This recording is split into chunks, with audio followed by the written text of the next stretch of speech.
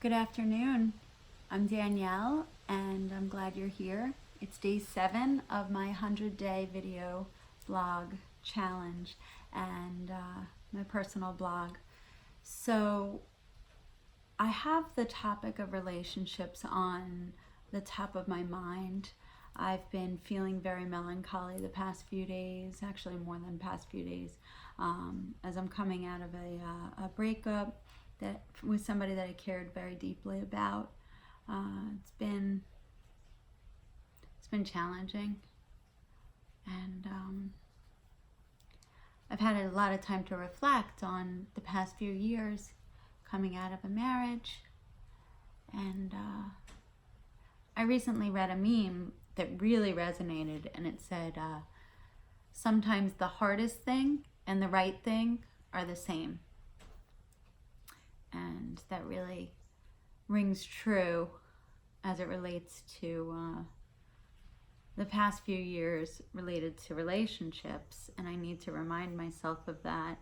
And when I was in my marriage, there are things that both of us could have done better. We could have communicated better. We could have collaborated more.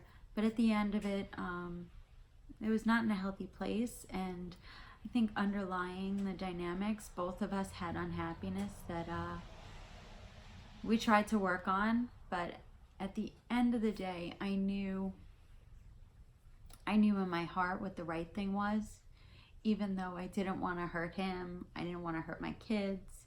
Logical thinking could have said, well, I can just stick this out until I'm in the end, until the kids graduate high school, which a lot of people do, and that's their decision and they make that choice. But for myself, I said, well, I can't just keep putting my heart and my life on hold for the benefit of others. And then what message does that send to my children about the nature and dynamics of a healthy relationship? So I had to actually face my truth and speak my truth, and ultimately make a very, very hard decision to end a very long relationship with my ex-husband. And we tried to do that with as much compassion as possible, as we forever are co-parents to our 2 children, and we do the best that we can. So then coming out of that, it's so interesting because I reflect back over some relationships over the past few years, and I remember there was one person that I was dating that was also going through similar phase of post-marriage and divorce, separation, and it was really appropriate for us to spend time together because we brought comfort to each other and we could relate to a lot of the things that we were going through at that phase and stage of our life. And it's nice to have someone to relate to in that way. But then naturally it took its course, and that was great. We parted as friends and wished each other well in our journeys. And I've had some fun people that were just total dates. And then I've had the pleasure of really having my heart positively influenced again. And, that was something I couldn't really consider at the end of the marriage. I was like, well, I'd rather live alone than continue living like this in my marriage, which was a really scary proposition. So I didn't really know if I was going to be able to find that again and be able to open my heart to someone else. But then I put into the universe all the attributes that I was seeking. So the rules of manifestation is to focus on the things that you want to attract into your life. So do you want to attract somebody that's communicative, that's collaborative, that's compassionate and funny and quirky, and is an equal partner and likes the same things that you like? So focusing on all of those traits, someone that you can laugh with, somebody that you can go on adventures with. So I just said, all right, these are the traits that I'm seeking in the universe, and I put it out in the universe and kept an open mind, not ever knowing if or when that would happen, but just being open to it.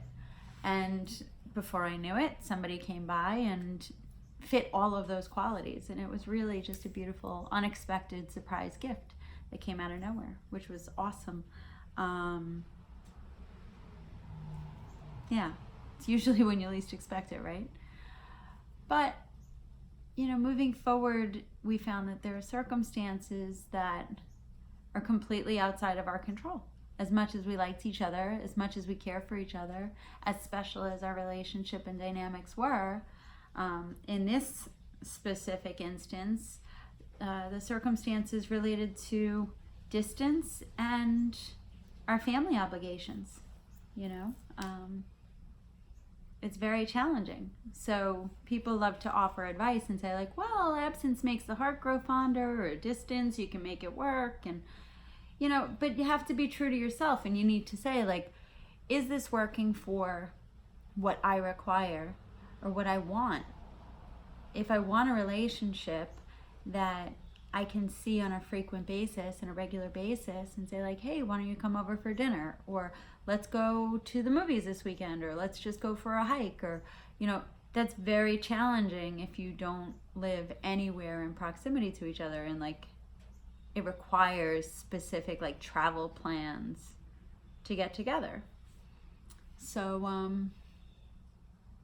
it's one of those ironies of life that you find something and you just really, really, really, really, really want it to work. And then there's unforeseeable factors that you just can't overcome. So maybe that's a sign that the timing might not be right. Maybe in the future, when circumstances are different, maybe that will be the appropriate time for us to get together and say, hey, now's the time. The circumstances in our life are conducive to that. But I don't know. I kept trying to hold on and make it work, and he did too. And sometimes it just is. Sometimes there's just nothing you can do about it, and you have to face it, and you have to say like, all right, we're gonna stop fighting this. As much as we don't want it to be the case, it is the case. And at what point do you have to accept reality, right? But the blessing of it is, it's a little kitschy, the saying. It's like, don't cry because it's over, smile because it happened. I think the special gift is that I was able to find somebody that fit those attributes. I did find somebody so special that touched my heart when I least expected it. I put it out into the universe that I was open to receiving, and then when I least expected it, I was rewarded with that blessing. And that's just such like an awesome, awesome, beautiful gift. And if it happened once, it absolutely can happen again. I hope it happens again when the timing's right. But it's also important to recognize that that's not where all of my focus was. All of my attention as a person was not just solely anchored in a relationship. So relationship and partnership is not just limited to your spouse or to your significant other or to your partner. It's related to the whole social sphere of who you surround yourself with. So I'm an entrepreneur and a shop owner and a coach. So the people that I conduct business with are my friends. They're like-minded people that I choose to spend time with and that I really find very gratifying in terms of our mutual symbiotic relationships. Like, it's shared benefit and we really enjoy each other. And I have the relationship with my children and with my friends, and as a whole piece of the pie, my romantic relationship is one piece of the overall whole of that. And as hard as it was to have to come to that decision, it was mutual, and we had an awesome discussion. And it's not lack of caring, it's not lack of desire, it's not lack of anything more than just circumstances currently are not in our favor to be advantageous. So that's got to be a sign that maybe the timing's not right. Maybe the circumstances aren't right. Maybe we're just not meant to be together because something else is waiting for us that is a better fit. Because if it was supposed to be right, then it would be right. I don't know. Maybe I'm trying to make myself feel better. I do have hope, though. I do have hope that for him and for me. Because I want him to have all those same joys and blessings and happiness that I seek too. And I know that he'll find it, and I am confident that I will eventually. But I'm not so devastated that I'm just stopped in my tracks and paralyzed, you know. I think normalcy of getting back to school helps. I think surrounding myself with amazing people and having passions outside of just a one-on-one romantic relationship is so important, because as a whole rounded out person, that's one enhancing aspect, but it's not crippling or debilitating. As sad as I am and as hard as it is to have those discussions and to come to those decisions. So I don't know. I recognize and I'm proud of the fact that I can see it objectively in this manner, and life is hard because everybody wants what happens in the movies, you know, to be swept off your feet and have everything end happily ever after. But you know, the sign of a really good movie has a lot of challenges in between, and a lot of hurdles to overcome, and a lot of disappointments that they have to face before they come to the final resolution. So my story's not over. I still have a long way to go in this life. Who knows what can happen in the future with him or with others. And yeah, I don't know. I'm grateful for all of my friendships and my partnerships and